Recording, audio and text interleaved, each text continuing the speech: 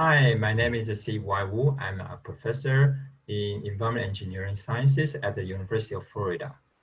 While the virus does not distinguish its human host by race, the human society has structured it in a way that the pandemic hits different races differently. This figure shows the reported positive cases of COVID-19 by state.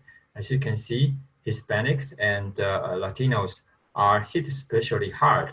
In certain states, the rate is more than 300% than the proportion of Hispanic and Latinos in the whole population.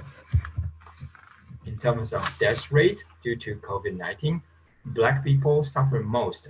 Its death rate is highest and almost 2.5 times than the Caucasians.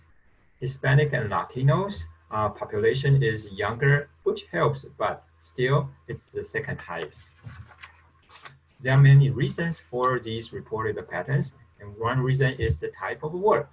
This figure shows the percentage of Hispanic and the non-white workers who got COVID-19 and the percentage in the specific occupation in Utah state as an example.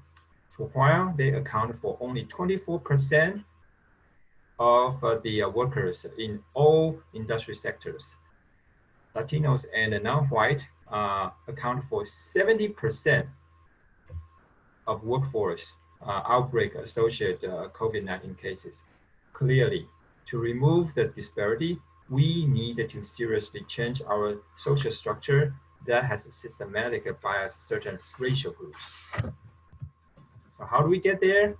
We needed to do so by science rather than racism. This slide shows the timeline of COVID-19. The first case in China was reported to WHO China office on December 31st, 2019, while the first case in Europe was reported in France on January 24th. It only took 4 days for the WHO to declare public health emergency on January 28th because it happened in Europe, but it did not do so while the virus was mainly spread in Asia.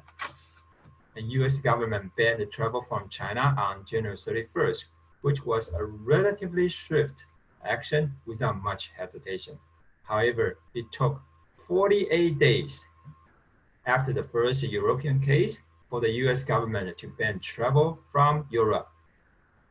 Epidemiological studies show that the viruses in the US epicenters, such as New York City, were mainly from Europe instead of China.